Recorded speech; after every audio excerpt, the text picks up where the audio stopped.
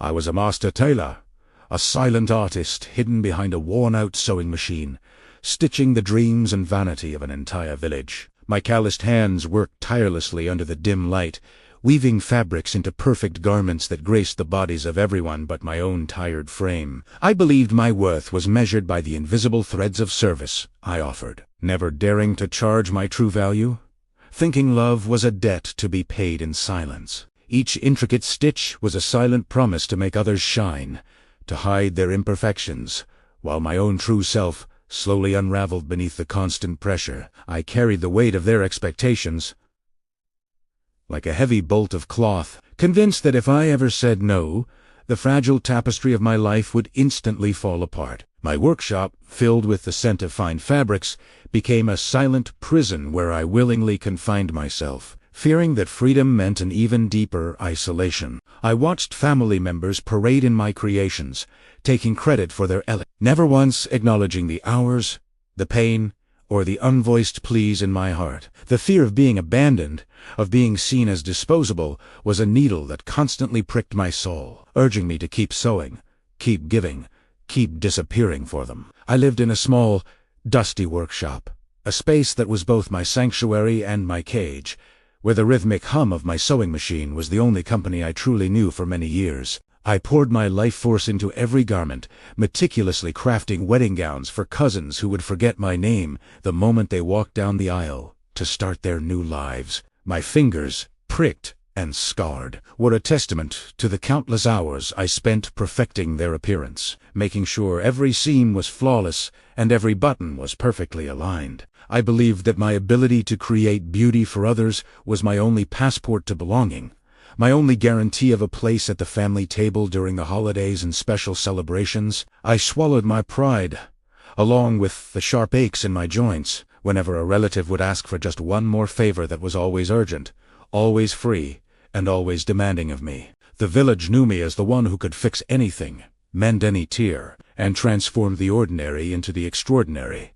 But they never truly saw the tired man behind the silver thimble. They saw my hands, not my heart.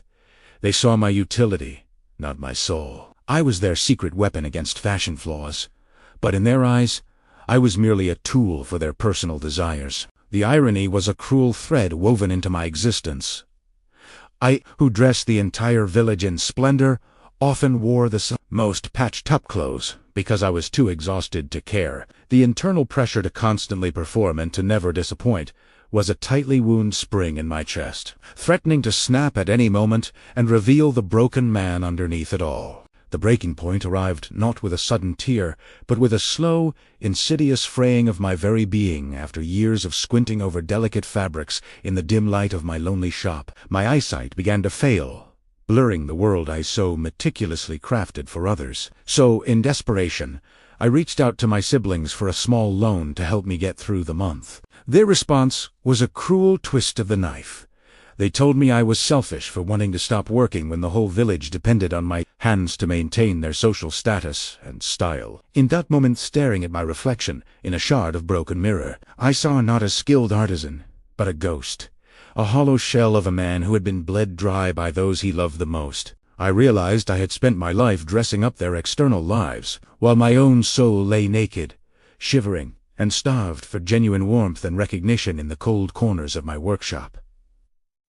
My selfless acts were not building love. They were building a toxic fortress of resentment around my heart, fueled by the greed of people who only saw me as a means to an end for them. With trembling hands, I took my sharpest scissors not to cut expensive fabric, but to sever the invisible ties that bound me to their unyielding and heavy expectations for my entire life. I announced I was closing my shop to those who only consumed and never replenished my spirit, and the initial shock of my family soon gave way to anger and loud, bitter accusations. I packed my worn tools and a few cherished sketches, leaving behind the empty spools of thread and the ghosts of forgotten favors, and walked away from the village that defined my pain. The journey was not easy. It was filled with the terrifying uncertainty of a future I had never dared to imagine for myself.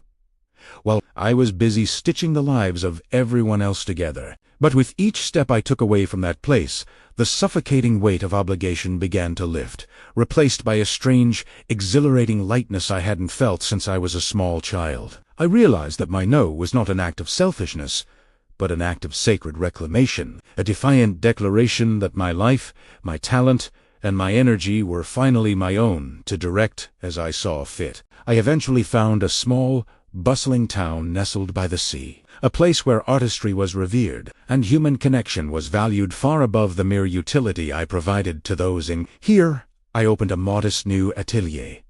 But this time, the rules were completely different, as I set my prices fairly and chose clients who actually appreciated the craft I spent years learning. I learned the liberating power of turning down requests that didn't align with my newfound peace, and I discovered a vibrant community of fellow artisans who welcomed me with open arms. For the first time, I felt truly seen, truly heard, and truly appreciated, not for what I could do for them, but for the person I was beneath the talent and the hard work I provided daily. From afar, I heard echoes of the old village, of how my relatives' perfect facades began to crumble without my silent mending, and how their grand events lost their luster without my touch. They were left to face the true measure of their own emptiness, a consequence not of my revenge, but of their own inability to value a genuine contribution from a heart that loved them. My scissors now cut new patterns, not of sacrifice, but of self-worth and genuine connection with people who understand that respect is the foundation of every healthy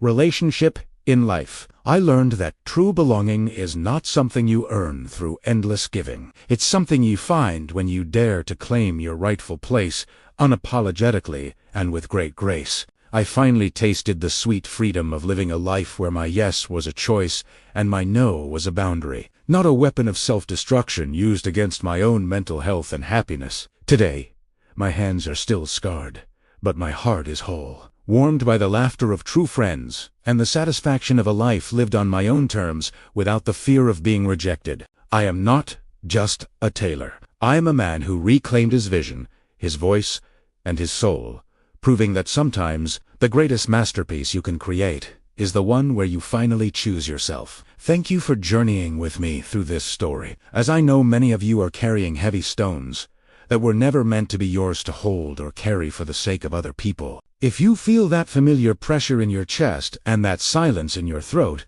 please know that you are allowed to put the weight down and walk away toward your own peace and light. I'd love to know where you are watching this from in the world, so please share your location in the comments below and tell me, when was the last time you said no for your own sake? Your experiences create a powerful tapestry of shared understanding. So please, like this video, subscribe to our channel, and join our community as we explore the truths of our souls.